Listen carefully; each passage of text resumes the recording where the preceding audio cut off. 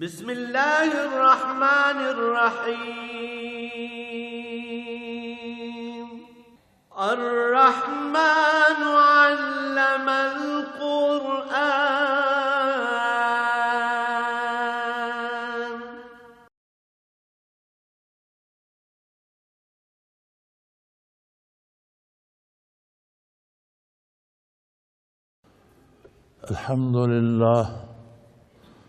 الحمد لله رب العالمين، والصلاة والسلام على حبيبه محمد وعلى آله وصحبه أجمعين. أعوذ بالله من الشيطان الرجيم. بسم الله الرحمن الرحيم. لم يكن الذين كفروا من أهل الكتاب والمشركين منفكين حتى تأتيهم البينة. رسول من الله يتلو صحفا مطهرة فيها كتب قيمة. وما تفرق الذين أوتوا الكتاب إلا من بعد ما جاءتهم البينة.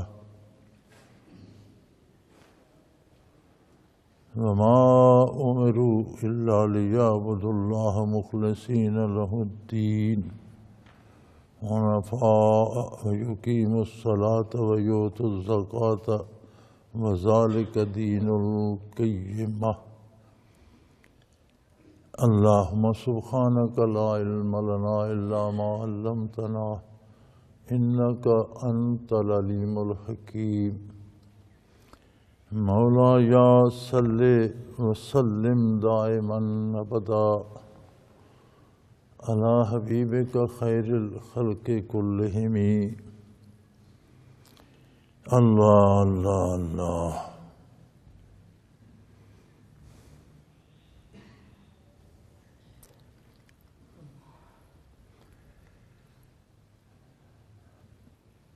سورہ بینہ یہ ان آخری صورتوں میں وہ صورت ہے جو مدنی حیات طیبہ میں نازل ہوئی. عموماً یہ آخری صورتیں چھوٹی چھوٹی جو ہیں تقریباً اکثر مکی صورتیں ہیں، لیکن یہ مدنی صورتوں میں شمار ہوتی ہے. ارشاد باری ہے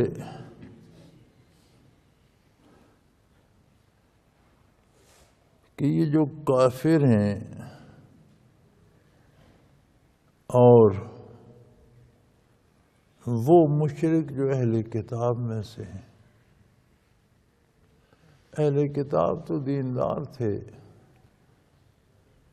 انبیاء کے پیروکار تھے، ان انبیاء کے جن پر کتابیں نازل ہوئیں اللہ کی کتابوں کو ماننے والے تھے، لیکن انہوں نے کتابوں کے مفاہیم ہی نہ بدلے، الفاظ، حروف، احکام بدل دیے. موسیٰ علیہ السلام کی قوم یہودی صاحب کتاب تھے، انہوں نے حضرت عزیر علیہ السلام کو اللہ کا بیٹا مقرر کر لیا اور یوں شرک میں مبتلا ہو گئے. عیسیٰ علیہ السلام کی قوم عیسائی اہل کتاب تھے، انہوں نے عیسیٰ علیہ السلام کو اللہ کا بیٹا بنا لیا اور شرک میں مبتلا ہو گئے. اور اس قدر تاریکی بڑھی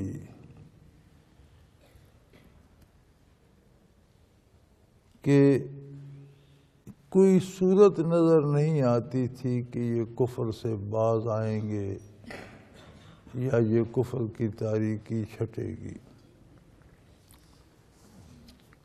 نظام کائنات میں اللہ رب العزت نے سلسلہ نبوت کو جاری رکھا. جہاں جہاں انسانی آبادیاں بنی، اقوام قبیلے وجود میں آئے، وہیں ہر قوم میں اللہ نے نبی بھیجے ان کی رہنمائی کے لیے، ان کی ہدایت کے لیے ایک ایک وقت میں دنیا میں کئی نبی ہوئے، مختلف علاقوں میں، مختلف اقوام میں۔ تمام انبیاء کفر و شرک کے خلاف، توحید باری، آخرت، عقائد وہی تھے۔ آدم علیہ السلام سے لے کر حضور نبی کریم صلی اللہ علیہ وسلم تک توحید باری وہی تھی، اقرار نبوت تھا، آخرت، قیامت، حساب کتاب، فرشتے، دوزخ، جنت، ضروریات دین وہی تھیں۔ شریعتیں، احکام، ماحول، وقت اور لوگوں کے شعور اور ان کی عملی استعداد کے مطابق ہوتے تھے۔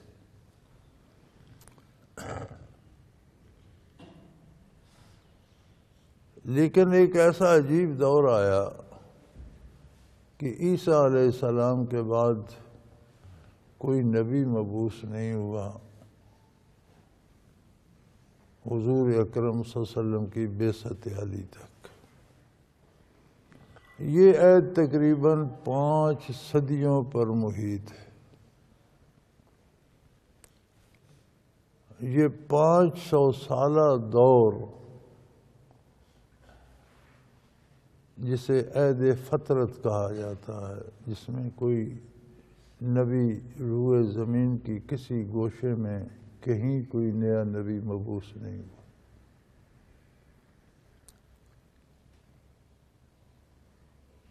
ایک سوال بڑا وزن رکھتا ہے جو اکثر پیش کیا جاتا ہے کہ جب عہد فطرت تھا، دنیا میں کوئی نبی موجود نہیں تھا، لوگ دین سے منحرف ہو گئے، کافر تو کفر میں مبتلا تھے، اہل کتاب شرک میں مبتلا ہو گئے، اور انبیاء کو اللہ کا بیٹا بنا کر پوجنے لگ گئے، احکام بدل دیے، شریعتیں منسوخ کر دیں، تحریف کر دی، اللہ کی کتابوں میں تحریف کر دی۔ تو نجات کی صورت کیا تھی؟ یعنی اللہ کریم انسانوں کو نجات سے محروم تو نہیں فرماتے۔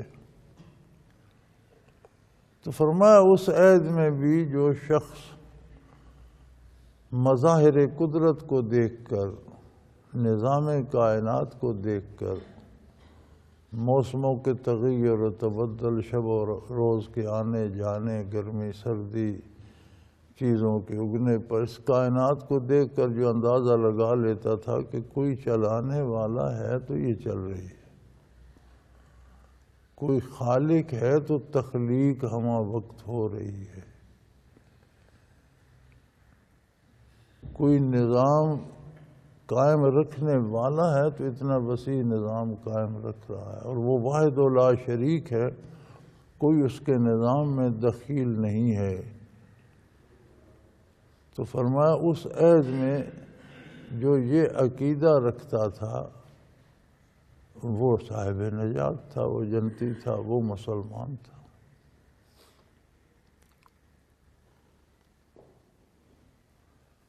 ہماری بعض کتابوں میں جو عام لوگوں نے لکھی اور عجیب و غریب قصے اور روایتیں لکھی، تو چونکہ عیسیٰ علیہ السلام کے آسمانوں پر اٹھائے جانے کے بعد حضور اکرم صلی اللہ علیہ وسلم کی بعثت تک یہ پورا 5 صدیاں انبیاء کے وجود سے خالی رہیں، اور لوگ کفر و شرک میں آگے آگے آگے آگے بڑھتے رہے، انتہائی تاریکی چھا گئی۔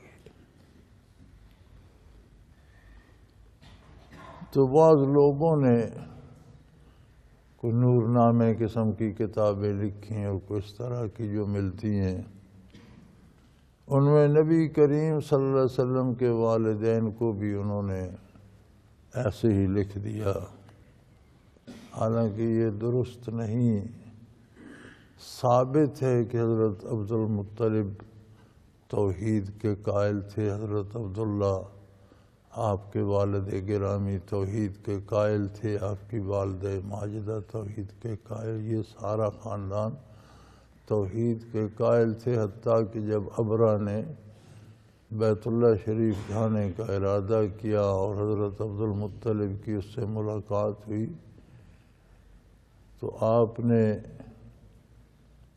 اس سے مطالبہ کیا کہ تمہارے سپاہیوں نے میرے کا بہت سے اونٹ قبضے میں لے لیے ہیں، مجھے واپس کیے جائیں۔ تو اس نے کہا کہ میں تو آپ کو مکہ کا سردار سمجھ کر یہ امید کر رہا تھا کہ میں کعبہ ڈھانے آیا ہوں تو آپ اس کی کوئی بات کریں گے، تو آپ نے تو 100-200 اونٹوں کے لیے بات کی۔ تو آپ نے فرمایا کہ اونٹ اللہ نے مجھے دیے ہیں، میں ان کا ذمہ دار ہوں، میرے ہیں، انہی کی بات میں کر سکتا ہوں۔ کعبہ کا ایک مالک ہے جو واحد لا شریک ہے، جو ہر چیز پہ قادر ہے، مجھ سے تو مادی قوت میں تکڑا ہے، فوجی قوت میں تکڑا، میں تجھے نہیں روک سکتا، لہٰذا میں تو درمیان سے ہٹ گیا ہوں، ہم تو پہاڑوں پر چلے گئے ہیں، کعبے کا مالک تم سے نبٹ لے گا، تم جانو اور وہ جانو، کعبے کی بات وہ خود تم سے کرے گا۔ تو کیا یہ دلیل نہیں ہے کہ آپ توحید باری کے قائل تھے، اللہ کی قدرت کے قائل تھے؟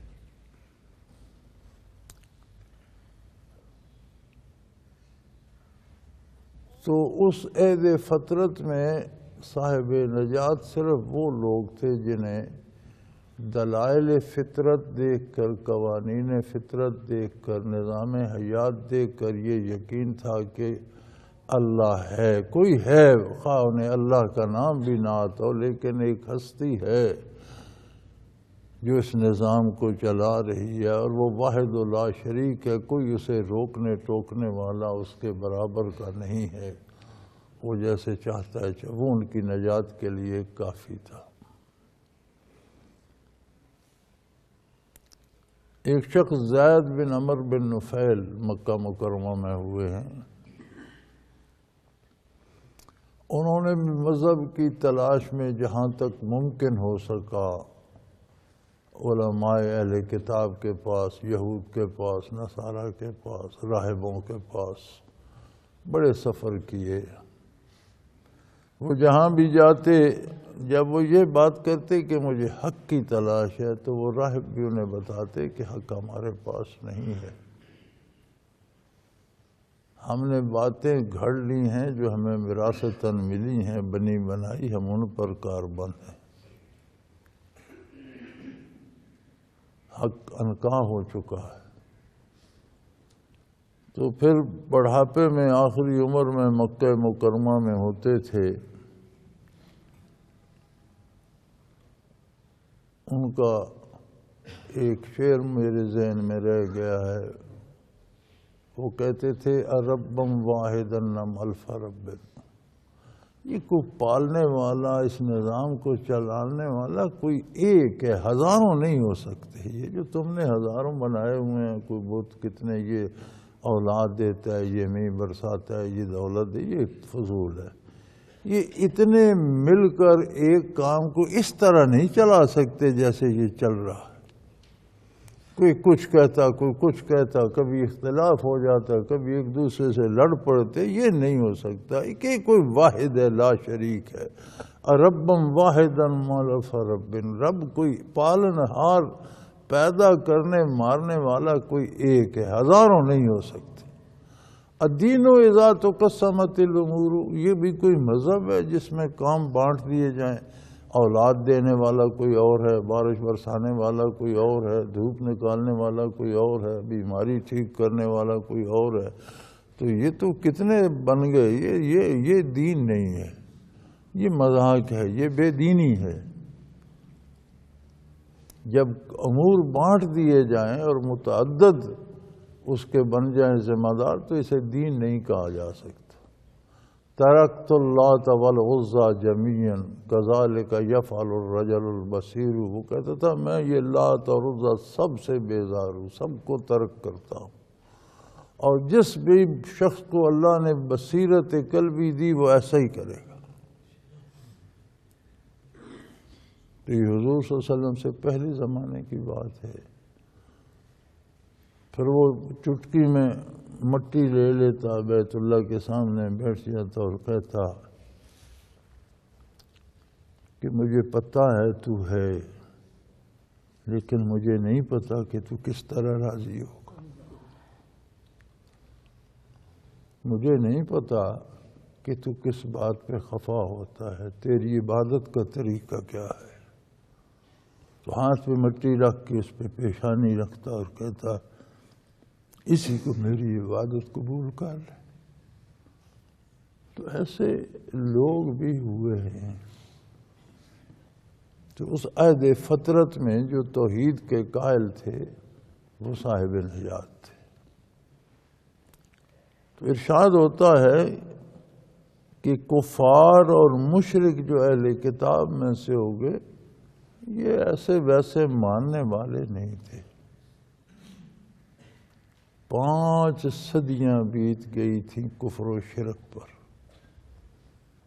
تاریکی بڑھتے بڑھتے بڑھتے اتنی پھیل چکی تھی کہ ہاتھ کو ہاتھ سجائی نہیں دیتا تھا،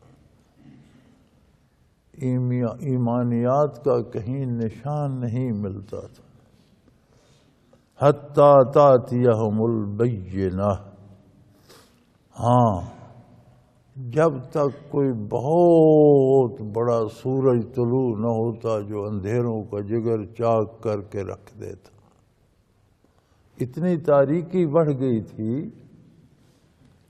کہ اب شمع روشن کرنے سے کام نہیں چل سکتا تھا، دیے جلانے سے روشنی نہیں ہو سکتی تھی۔ اب تو کوئی ایسا سورج چاہیے تھا جو ان اندھیروں کا جگر چاک کر کے رکھ دیتا۔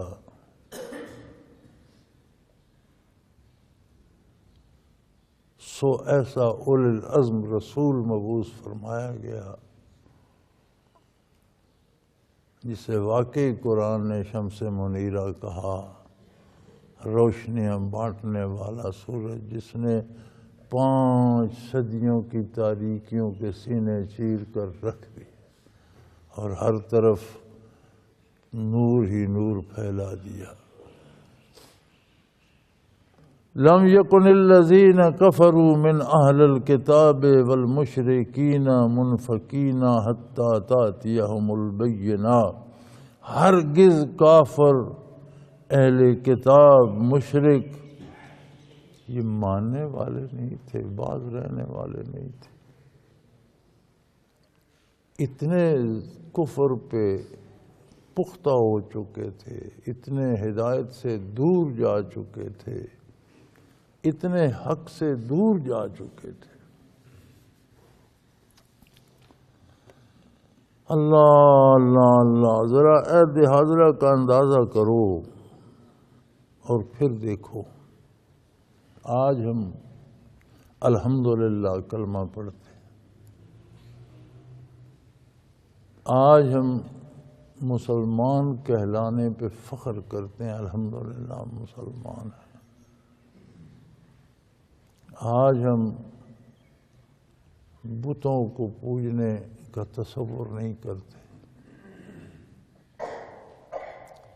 آج ہم حج کرتے ہیں اور ہر مسلمان بے قرار رہتا ہے بیت اللہ جانے کے لیے، عمرے سارا سال کرتے رہتے ہیں، روزے رکھتے ہیں، افطاریاں دیتے ہیں، دیگیں پکاتے ہیں، زکوٰۃ دیتے ہیں، صدقات سارا سال بانٹتے ہیں۔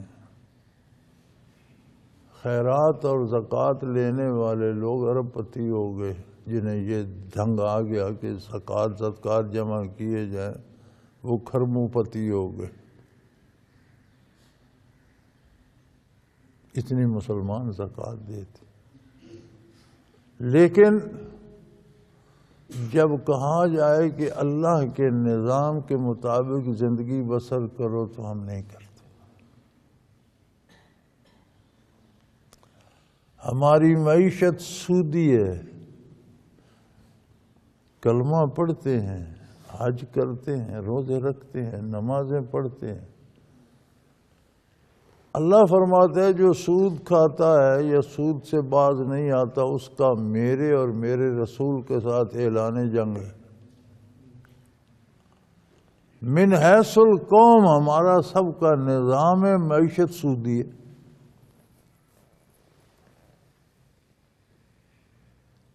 اللہ کریم عدل کا حکم دیتا ہے. انصاف کیا ہے؟ جو اللہ کریم نے حقوق اور فرائض مقرر کیے ہیں اس توازن کو شریعت کے مطابق قائم رکھنا انصاف ہے، عدل ہے. ہم نے اس کے مطابق نہیں کرتے. ہم نے کفار و مشرکین اور اہل کتاب کے نظام کے مطابق اپنا نظام بنا رکھا ہے. انہوں نے بنا کے ہمیں دیا ہے، ہم چلا رہے ہیں. کہا جائے کہ اسے شریعت کے مطابق کرو تو مذاق اڑایا جاتا ہے کہ بے وقوفی کی بات ہے، یہ بہت اچھا چل رہا ہے. اور مزے کی بات یہ ہے کہ خود سارے اکابر، سارے سیاستدان ایک ہی نعرہ لگاتے ہیں، رول آف لا، قانون کی حکمرانی. انصاف نہیں، انصاف کی حکمرانی نہیں ہے، قانون کی. قانون کافرانہ ہے. کفر کی حکمرانی ہر ایک کو چاہیے، قانون کی حکمرانی. عدالتیں انصاف نہیں دے سکتی. ایک جج خود دیکھ رہا ہو کہ اس بندے نے قتل کیا ہے، وہ اسے پھانسی نہیں دے سکتا. اگر گواہ کہیں کہ جی نہیں ہم نے نہیں دیکھا، اس نے نہیں کیا، تو اسے بری کرنا پڑتا. انصاف نہیں کر سکتا. قانون کے مطابق فیصلہ کر سکتے. کوئی عدالت آپ کی انصاف نہیں دے سکتی، قانون کے مطابق فیصلہ کر سکتی. اور سارے لیڈر پتہ ہے کیا کہتے ہیں؟ قانون کی حکمرانی، رول آف لا چاہیے. اگر مسلمان کلمہ، نماز، روزہ کرنے کے بعد اتنے بگڑ گئے ہیں تو جو 5 صدیاں کفر میں تھے وہ کتنے بگڑے ہوں گے؟ اب اس بگاڑ کا علاج کیا تھا؟ حتیٰ تأتیہم البینہ، حتیٰ کہ ان کے پاس کوئی ایسی کھلی، ایسی روشن دلیل آئے جو انہیں لاجواب کر کے رکھ دے، جس کا مقابلہ نہ کر سکیں، جسے جواب نہ دے سکیں. اور وہ روشن دلیل تھی محمد الرسول اللہ صلی اللہ علیہ وسلم. رسول من اللہ، اللہ کی طرف سے بھیجا گیا رسول صلی اللہ علیہ وسلم.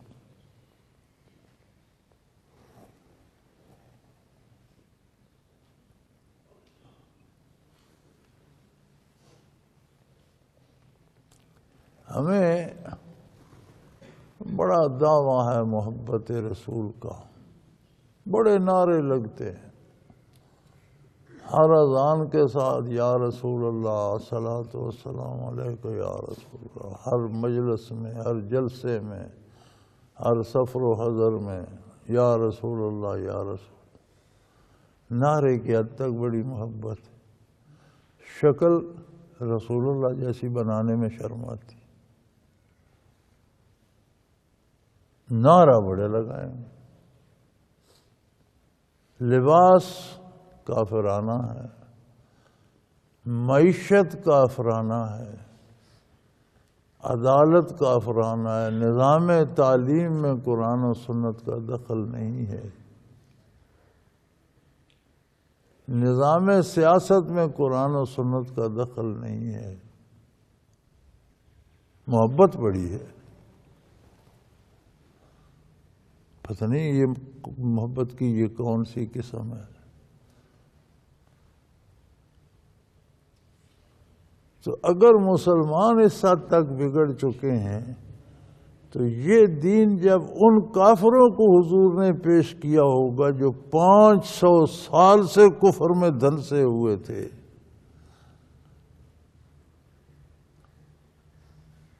تو کتنا رد عمل آیا ہوگا۔ اور پوری روح زمین کفر میں مبتلا تھی۔ کمال تو یہ ہے کوئی ایک شہر، کوئی ایک گاؤں، کوئی ایک ملک، کوئی ایک قریہ نہیں، روح زمین پر کوئی نبی نہیں تھا، 500 سال سے کوئی نبی نہیں تھا۔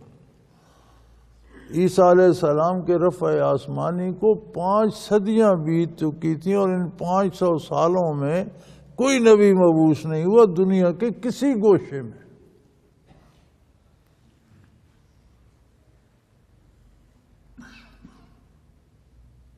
تو تاریکیوں پہ تاریکیاں، گناہوں پہ گناہ، ظلم پہ ظلم، ظلمت پہ ظلمت، بعضھا فوق بعض، اندھیروں پہ اندھیرے ایک دوسرے کے اوپر تہیں چڑھتی رہیں۔ اللہ کریم فرماتے ہیں یہ باز آنے والے تو ان تاریکیوں سے نکلنے والے تو نہیں تھے، تاتیہ۔ اس کے لیے تو بہت واضح دلیل چاہیے تھی جو 5 صدیوں کے کفر کا جگر چیر دے۔ سو رسول من اللہ یتلو صحفا مطہرا، اللہ نے ایسا رسول بھیجا، اللہ ایسا رسول بھیجے مطہرا،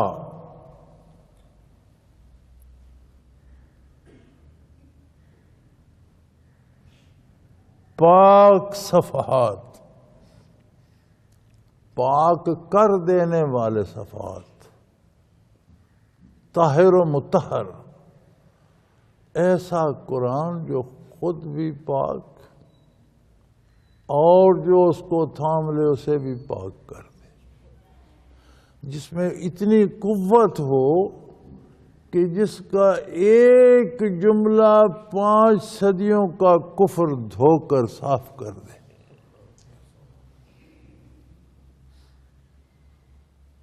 جو ایک دفعہ کہے لا الہ الا اللہ محمد الرسول اللہ، 2 جملے ہیں قرآن کریم کے، لا الہ الا اللہ قرآن کی آیت ہے، محمد الرسول اللہ قرآن کی آیت ہے صلی اللہ علیہ وسلم۔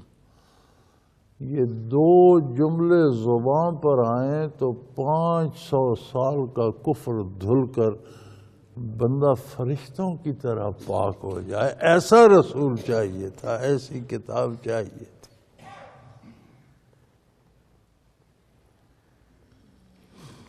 اللہ اللہ اللہ۔ پھر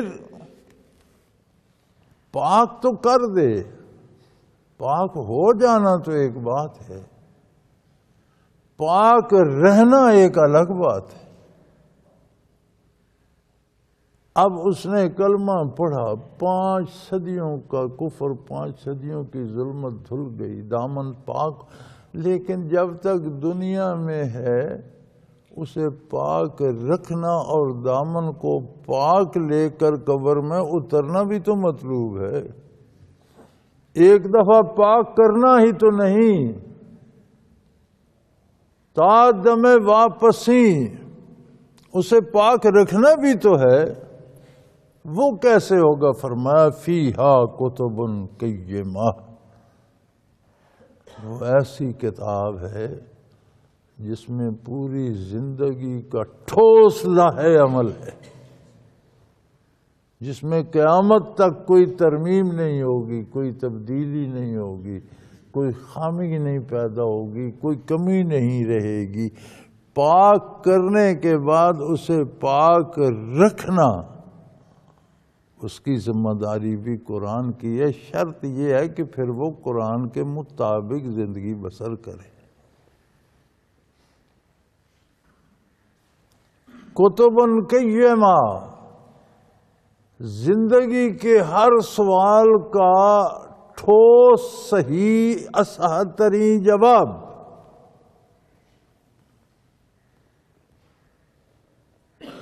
ذات سے لے کر قوم اور بین الاقوامی امور تک، گھر سے، بیوی بچوں سے، بہن بھائیوں سے، والدین سے لے کر محلے، شہر، قوم، ملک، بین الاقوامی امور تک، کام کاج، کاروباری معاملات، زراعت، کاشتکاری، تجارت، ملازمت، ذرائع معاش، دوستی، دشمنی، رشتے ناطے، لڑائیاں، صلح، قوم، ملک، بین الاقوامی امور، سیاست، حکومت، سلطنت، ریاست، عدالت، جرائم، جزا، سزا، یہ تو بڑا لمبا معاملہ ہے۔ فرمایا سب کے بارے وہ احکام جو پوری دنیا پر نافذ العمل ہوں، قابل عمل ہوں، اور قیامت تک ان میں کسی تبدیلی کی ضرورت ہی پیش نہ آئے، ہر سوال کا جواب ہوں، یہ کام بھی قرآن نے کر دیا۔ صرف دامن پاک نہیں کیے، انہیں قبر تک جانے تک پاک رکھنے کا نظام بھی دے دیا۔ اب یہ تو بندے کے ذمہ ہے نا کہ وہ زندگی کو قرآن کے احکام کے تابع کرتا ہے یا چھوڑ دیتا ہے۔ اگلے دن مجھ سے کسی نے مسئلہ پوچھا، غالباً ای میل بھی تھی کمپیوٹر پر، ڈاک میں، ویسے بھی کسی نے پوچھا، المرشد پروگرام میں شاید کسی نے پوچھا کہ ایک حدیث شریف ہے کہ قرب قیامت میں لوگ اپنی بیویوں کے ساتھ زنا کریں گے۔ اس حدیث کی سمجھ نہیں آتی، بیوی جو ہوگی تو پھر زنا کیسا؟ بیوی تو منقوبہ ہوتی ہے، نکاح ہو تو بیوی بنتی ہے، تو جب نکاح ہو گیا بیوی ہو گئی تو پھر زنا کیسا؟ تو میں نے کہا یار میں نے کوئی اس کی شرح پڑھی تو نہیں ہے اس حدیث کی کہیں، لیکن جو میری سمجھ میں آتی ہے وہ یہ ہے کہ قرآنی احکام کا انکار کفر ہے، قرآنی احکام کو ماننا اور عمل نہ کرنا فسق ہے، گناہ ہے۔ ایک بندہ کہتا ہے قرآن کا حکم تو حق ہے، میں غلط کر رہا ہوں، اس کے خلاف کر رہا ہوں، تو وہ گناہگار ہے۔ ایک بندہ جو کر رہا ہے وہ کہتا ہے صحیح یہی ہے، یہ مولویوں کا خواہ شور ہے، تو یہ کفر ہے جہاں قرآن کے حکم کو رد کیا جائے، غلط کہا جائے۔ تو میں نے کہا آج کتنے لوگ ہیں جو کلمہ تو پڑھتے ہیں، نکاح شریعت کے مطابق کرتے ہیں، لیکن کتنے امور میں عقائد کی تردید کر دیتے ہیں۔ سودی کے معاملے کو کتنے کہ یہ فضول بات ہے جی، اپنے پیسوں پر پیسے لیتے ہیں، اس میں کہاں سے حرام آ گیا؟ جب اسے حلال کہا جاتا ہے تو یہ کفر ہے۔ کافر ہوئے نکاح تو ختم ہو گیا، پھر کلمہ پڑھ لیا، نماز پڑھ لی، مسلمان ہو گئے، لیکن کوئی تجدید نکاح تو نہیں کرتا، تو نکاح تو ختم ہو گیا کفر بکنے سے۔ تو پھر بیوی سے بھی زنا ہی ہوگا نا جب نکاح ہی نہیں رہا۔ تو میں نے کہا اپنی اپنی زندگی کا جائزہ لیں، کتنے لوگ ہیں جو دن میں نکاح باطل کر بیٹھتے ہیں، کفر بک بیٹھتے ہیں، کافر ہو جاتے ہیں، تو نکاح تو باطل ہو گیا، پھر توبہ کر لیتے ہیں، پھر کبھی نماز پڑھ لی، کبھی کلمہ پڑھ لیا، درود شریف پڑھنے لگ گئے، پھر مسلمان ہو گئے۔ چلو اللہ ان کی توبہ قبول فرمائے، لیکن نکاح تو دوبارہ نہیں ہوتا، نکاح تو کوئی نہیں کرتا، تو پھر وہ زنا ہے۔ تو میں نے کہا حضور کا ارشاد برحق ہے کہ ایسی قوم آ جائے گی، ایسے لوگ آ جائیں گے جو اپنی بیویوں سے زنا کرے. تو اگر ہمارا یہ حال قبول اسلام کے بعد نسلوں کے ہم 14 صدیوں 15ویں صدی بھی آدھی بیت گئی، ہم تب سے مسلمان آ رہے ہیں، اور ہمارا حال یہ ہے کہ سود کھا رہے ہیں، حرام کھا رہے ہیں، رشوت کھا رہے ہیں، ڈاکے کر رہے ہیں، لوگوں کو قتل کر رہے ہیں، دن رات ایک دوسرے کی گردنیں مار رہے ہیں. مارنے والے کو پتہ نہیں کس کو مار دیا، مرنے والوں کو پتہ نہیں مجھے کس نے مار دیا. عجیب طرح کے قتل عام میں مبتلا ہے، عجیب عذاب الہی میں مبتلا ہے. تو جہاں 500 سال کوئی بتانے والا نہیں تھا کتنا ظلم بڑا ہوگا، کتنے اندھیرے ہوں گے، تو فرمایا ہم نے وہ سورج طلوع کر دیا جس نے تاریکیوں کا جگر پھاڑ کر توحید باری کی روشنی پھیلا دی، اور اسی زمین پر ایسے بندے آگے، ایسے لوگ بنا دیے، انہی لوگوں میں سے جن کے دامن کی پاکی کو فرشتے بھی ترستے. لاکھوں مرد، عورتیں، بچے، بوڑھے شرف صحابیت سے سرفراز ہو گئے. لاکھوں تابعی اور تبع تابعین بنے، اور ایک دنیا میں انقلاب پیدا ہو گیا. اور پھر انہوں نے معلوم دنیا کے 3 حصوں پر ریاست اسلامی قائم کر کے قرآنی احکام کو نافذ کر دیا.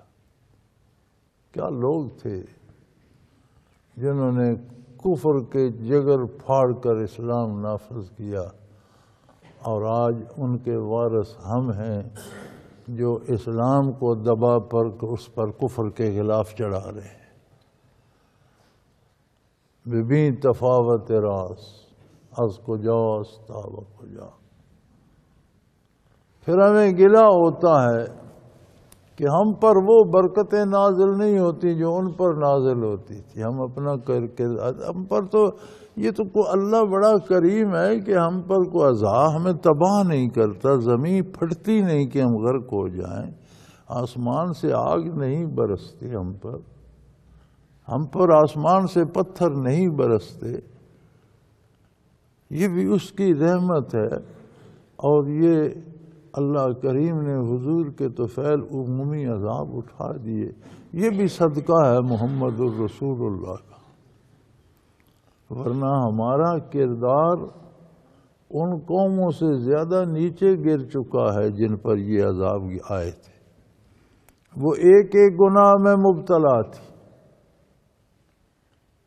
لڑکوں سے بدکاری کی لوط علیہ السلام کی قوم نے، اور ان پر آسمان سے پتھر برسے، زمین پھٹ گئی، اٹھا کر انہیں زمین میں الٹا دیا گیا. ایک ایک جرم، کسی نے تولنے لینے میں بددیانتی کی، قوم تباہ ہو گئی. کسی نے بدکاری کی، قوم تباہ ہو گئی. کسی نے جھوٹ بولنے میں اور بت پرستی میں، قوم تباہ ہو گئی. ہماری بد نصیبی دیکھیں، ان کا ایک ایک گناہ تھا، ہم نے وہ سارے اپنا لی. ہر قسم کا گناہ ہو رہا ہے. شراب پی جا رہی ہے، جھوٹ بولا جا رہا ہے، رشوت کھائی جا رہی ہے، بدکاری ہو رہی ہے، پیشہ وری ہو رہی ہے. کون سا جرم ہے جو تاریخ میں ملتا ہے اور آج نہیں ہو رہا؟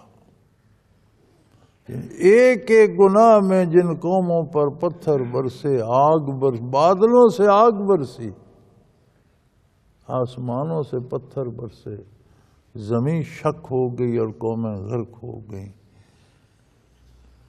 زمین نے پانی چھوڑ دیا، آسمان سے پانی برسے اور غرق ہو کر مر گئے. ہواؤں نے پٹخ پٹخ کر مار دیے، زلزلوں نے تباہ کر دیے.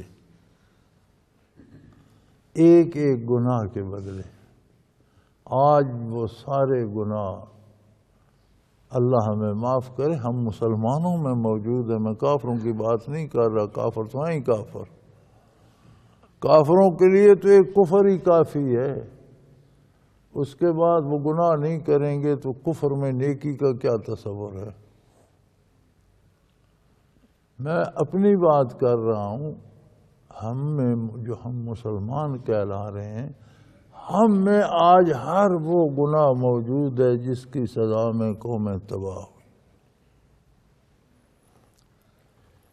اور چھوٹے چھوٹے ٹریلر ہمیں دکھائے جا رہے ہیں، زلزلے بھی آ رہے ہیں، بجلیاں بھی گر رہی ہیں، سیلاب بھی آ رہے ہیں، عمومی عذاب تو اللہ نے اٹھا لیے، لیکن ان کے چھوٹے چھوٹے ٹکڑے تو کہ سالی آ جاتی ہے، ہم بھوک مرنے لگتے ہیں، بارش ہوتی ہے، سیلاب آ جاتا ہے،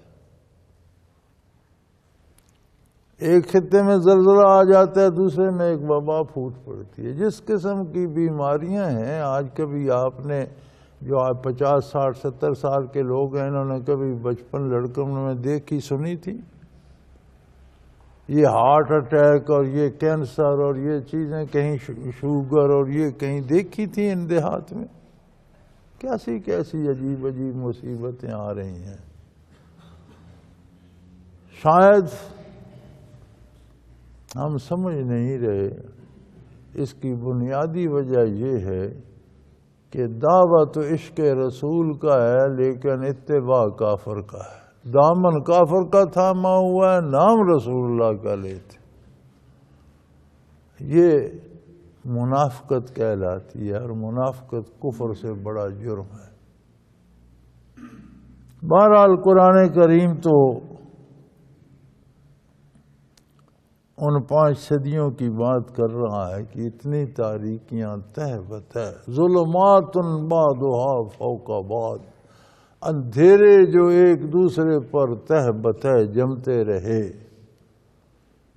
وہ چھٹنے والے نہیں تھے، وہ ماننے والے لوگ نہیں تھے، حتیٰ تأتیہم البینہ، یہاں تک کہ کوئی واضح روشنی آتی، واضح دلیل آتی جو ان اندھیروں کا جگر چاک کر دیتی۔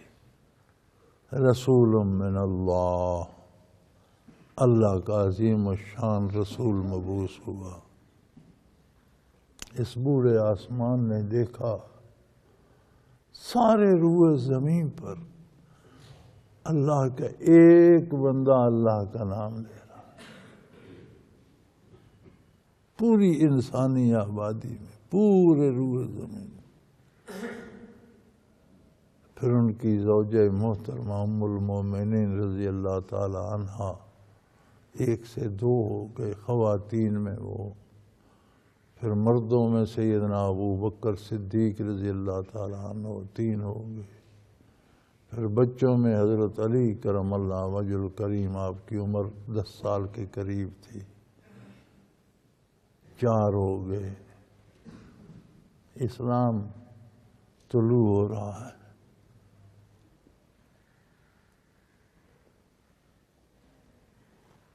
چھوڑے سے عرصے میں 23 برسوں میں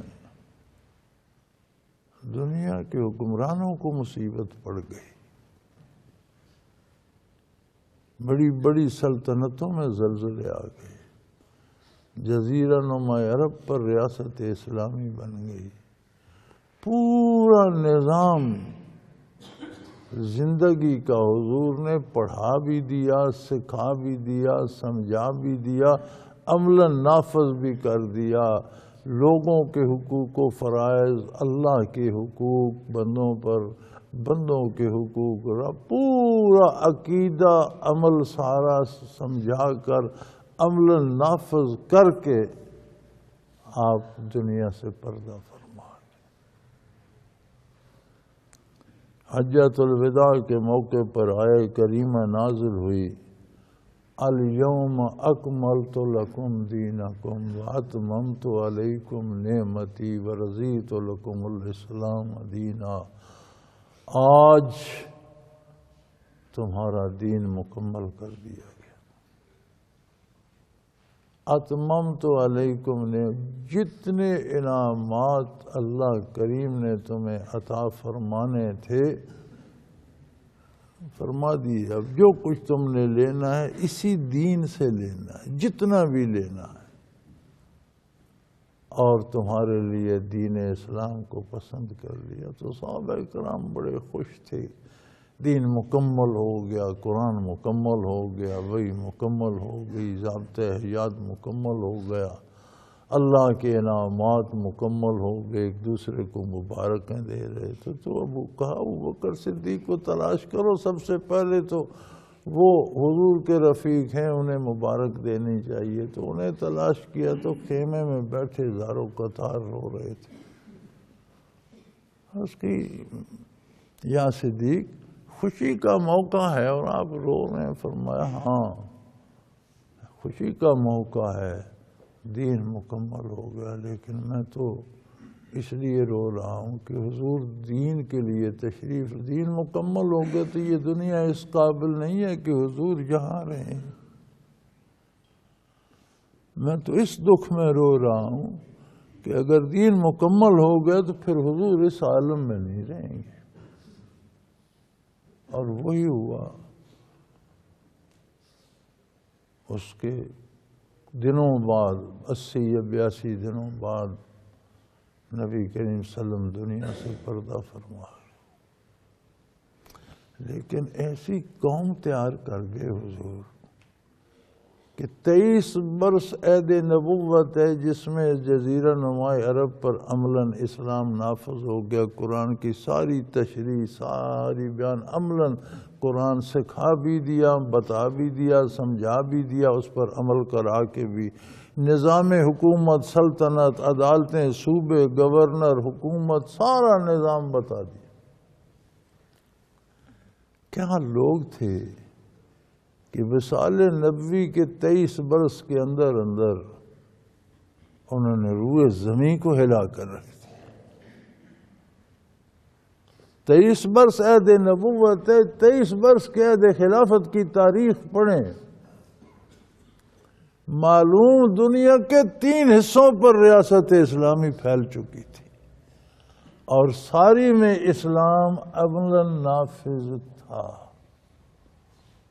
معیشت اسلامی تھی، سود کا خاتمہ کر دیا گیا، عدلیہ اسلامی تھی، قرآن کے مطابق فیصلے ہوتے تھے، نکاح طلاق اسلامی تھے، سارے کافروں کے حقوق بھی وہ تھے جو انہیں قرآن دیتا ہے، خود کافر حکومتیں انہیں وہ حقوق نہیں دے سکتی جو قرآن دیتا ہے۔ کیا لوگ تھے! اور آج ہم یہ چاہتے ہیں، ہمیں شکوہ یہ ہوتا ہے کہ ہم پر وہ رحمتیں اللہ نازل نہیں کرتا جو ان پر کرتا تھا۔ آج ان کے وارث ہم ہیں جو خواہی نخواہی کلمہ پڑھ لیتے ہیں، وقت بے وقت نماز روزہ بھی کر لیتے ہیں، لیکن نظام سارا کافرانہ اپنایا ہوا ہے۔ اور نظام کی بات کہتے ہیں، اس کے بغیر چارہ ہی نہیں، جی جائیں کہاں؟ گویا قرآن یا اسلام قابل عمل ہی نہیں، ہم کیا کریں؟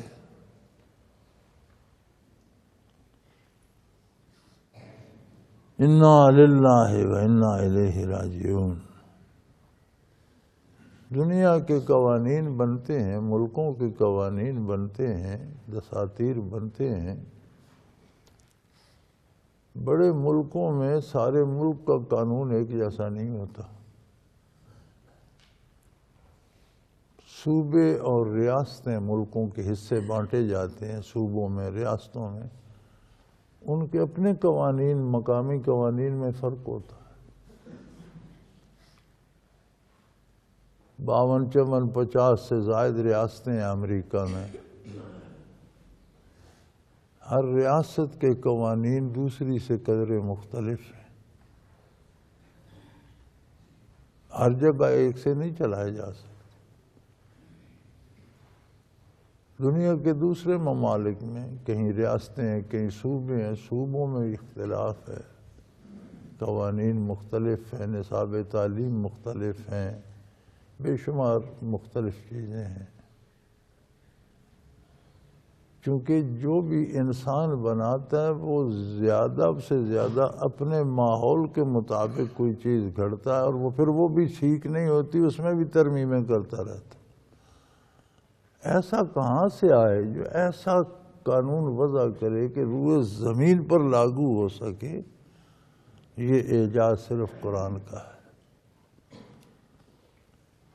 کہ صحرائے عرب سے مبعوث ہونے والے اللہ کے عظیم الشان رسول نے، رسول من اللہ یتلو صحفا مطہرہ فیہا کتب قیمہ، ایسی طاہر پاک کتاب جس میں سارے دلائل انتہائی مضبوط اور ایسے کہ عقیدے ایسے بیان کر دیے کہ روئے زمین کا ہر انسان بلا تکلف اسے مان سکتا ہے، گورا ہو یا کالا، چھوٹا ہو یا بڑا، کسی خطے کے، کسی زبان سے، کسی موسم سے، کسی قوم سے تعلق رکھتا ہو، عقیدہ مان سکتا ہے، اعتماد کر سکتا ہے۔ عبادات کے طریقے وہ بتائے جو روئے زمین پر جن پر عمل ہو رہا ہے، ممکن ہی نہیں، آسان ترین ہے۔ معاملات کے طریقے وہ عطا کر دیے جو روئے زمین پر اختیار کیے جا سکتے ہیں، اور ایسے مضبوط ٹھوس قوانین دیے جن میں قیامت تک کسی ترمیم کی ضرورت پیش نہیں آئے۔ فیہا کتب قیمہ، اس میں ٹھوس مضبوط وزنی دلائل، وزنی راستے، وزنی احکام موجود۔ کتابیں تو پہلے بھی آسمانی تھیں، اللہ کی طرف نازل کی گئیں، تو وہ اہل کتاب بھی بھٹک گئے۔ اب یہ اتنا مضبوط، اتنی مضبوط کتاب، اتنے مضبوط دلائل، اتنے بے بدل احکام، تو ان کتابوں میں تعریف کر دی گئی، اس کا کیا ہوگا؟ فرمایا انا نحن نزلنا الذکر وَإِنَّا لَهُ لَحَافِظُونَ، ہم نے یہ قرآن نازل کیا ہے، ہم اس کی حفاظت کا ذمہ لیں گے۔ قیامت تک اس کا کوئی زیر زبر، کوئی ٹنڈا نقطہ، کوئی حرف، کوئی لفظ، کوئی بدل نہیں سکے گا۔ یہ 15 صدیاں تو اس بات پہ گواہ ہیں کہ کفر نے سارے حربے کر کے دیکھ لیے، طرح طرح کے قرآن چھاپے، طرح طرح کے جملے، طرح طرح کی اس میں مداخلتیں کی، لیکن نہیں بگاڑ سکے، اور آئندہ بھی قیامت تک اس میں تحریف نہیں کر سکے، جو اللہ نے حفاظت کا ذمہ لے۔ تو اس کا مطلب ہے بندے گمراہ تو نہیں ہوں گے، پھر نہیں فرمایا پہلوں کی تاریخ پڑھو۔ اللہ نے کتاب کی حفاظت کا ذمہ لیا ہے، تو کتاب کی حفاظت کا تقاضا یہ ہے کہ کتاب والے ہوں گے تو زمین پر کوئی کتاب کو ماننے والے ہوں گے تو کتاب کی حفاظت ہوگی، کوئی اسے یاد رکھنے والے ہوں گے تو محفوظ ہوگی، کوئی اس کے سمجھنے والے ہوں گے تو کچھ اس پر عمل کرنے والے۔ تو فرمایا ایک طبقہ قیامت تک ایسا رہے گا خوش نصیبوں کا، جو اس کتاب کی حفاظت بھی کرے گا، اسے بیان بھی کرے گا، اسے سمجھے گا بھی، اس پر عمل بھی کرے گا، وہ میرے خاص بندے ہوں گے۔ پہلے کیوں گمراہ ہو گئے؟ فرمایا وَمَا تَفَرَّقَ الَّذِينَ أُوتُوا الْكِتَابَ إِلَّا مِن بَعْدِ جَاءَتْهُمُ الْبَيِّنَاتُ، پہلوں کے پاس بھی دلیلیں تو واضح آئی تھی، انہوں نے تفرقہ پیدا کر لیا، مختلف آیات کے مختلف معانی گھڑ لیے، آیات بدل دی، الفاظ بدل دیے، حروف بدل دیے، احکام بدل دیے، تفرقہ پیدا کر لیا۔ انسان تو سارے انسان ہیں نا. انبیاء کے بعد ہر بندہ رائے دے سکتا ہے. میں کہہ رہا ہوں میری بات مانو تو دوسرا کہہ سکتا ہے میری مانو. اتفاق کہاں ہوگا؟ اللہ اللہ کے رسول کی بات پر. وہ مجھے بھی ماننی پڑے گی، دوسروں کی ماننی. فرمایا جہاں گمراہی آئی وہاں لوگوں نے اپنی باتیں گھڑ لی، تفرقہ پیدا کر لیا، اللہ اللہ کے نبی کی بات کو چھوڑ دیا. آج ہم کیوں گمراہی کا شکار ہیں؟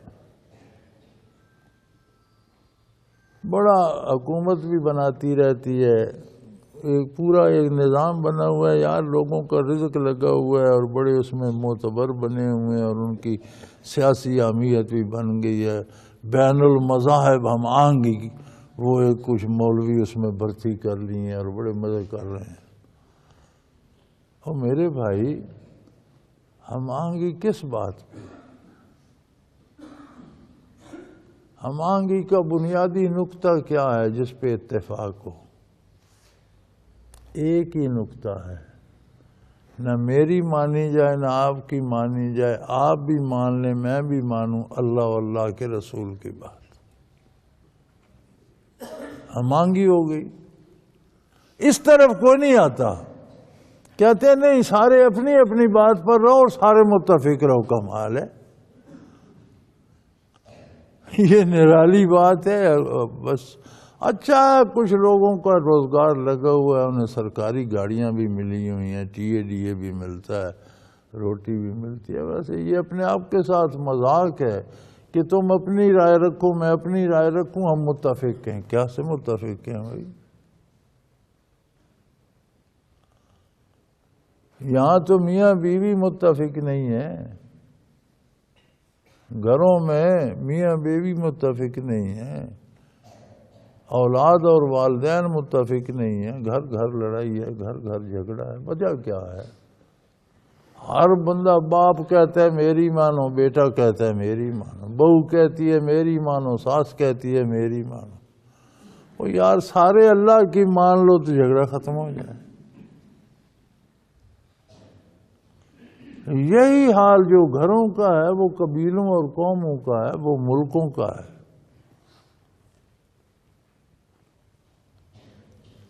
ہمارے لیڈران کرام، ہمارے سیاستدان، ہر کوئی مفتی بنا ہوا ہے، مقدمے عدالت میں ہیں، یہ بار آ کے فیصلے سنا رہے ہو. یار عدالت کو فیصلہ کر تو لینے دو. سچ کرتی ہے، جھوٹ کرتی ہے، سیاہ کرتی ہے، سب نہیں. جو سیاستدان تاریخ بھگت کے آتے ہیں وہ سب کھڑا ہو کر اس پہ لگا ہوتا ہے مائک پہ فیصلہ سنا، یہ ہوگا وہ ہوگا. یار کو خدا کا خوف کرو. اللہ کی کوئی نہیں مانتا، رسول اللہ کی کوئی نہیں مانا، ہر کوئی اپنی منوانا چاہتا ہے اور تقسیم در تقسیم ہو رہی. تو بھائی ہم آہنگی پیدا کرنی ہے تو سارے اللہ اللہ کے رسول کی مان لو، ہم آہنگی ہو جائے گی. عقیدے میں نہیں مانتے ہو تو عمل ہی میں مان لو، کہیں تو مانو. اور اللہ کی بات، اللہ کے حبیب کی بات عقیدے میں بھی نہیں مانی، عمل میں بھی نہیں مانی تو ہم آہنگی کس کی خاک ہوگی؟ لڑتے رہو آپس میں. وَمَا تَفَرَّقَ الَّذِينَ أُوتُوا الْكِتَابَ، یہ اہل کتاب کیوں بچھڑ گئے، کیوں متفرق ہو گئے، کیوں آپس میں لڑ پڑے، کیوں دنیا پہ تاریکی چھا گئی، کیوں انہوں نے اندھیرے پھیلا دیے؟ الا من بعد ما جاءتهم البینہ، حالانکہ ان کے پاس واضح دلائل آ چکے تھے. پھر کیوں؟ ان میں تفرقہ آ گیا تھا، ہر کوئی اپنی منوانا چاہتا تھا. آج ہم مسلمان کہلانے کے باوجود اسی تفرقے کا شکار ہو رہے ہیں. ایک گھر میں 5-7 بندے ہیں تو 5-7 مذہب بھی ہیں. ایک عجیب تماشا بن گیا. باپ کسی اور فرقے کا ہے، بیٹا کسی اور فرقے. یہی حال ہماری سیاست کا بھی ہے. باپ کسی اور پارٹی میں، بیٹا کسی اور میں، بیوی کسی اور میں. کمال ہو گئی ہے. اتفاق و اتحاد کہاں ہوتا ہے؟ فرمایا اللہ کی ذات پر، اللہ کے رسول پر۔ رسول اللہ صلی اللہ علیہ وسلم جو فرماتے ہیں وہی اللہ کا فرمان ہے، وَمَن يُطِعِ الرَّسُولَ فَقَدْ أَطَاعَ اللَّهَ۔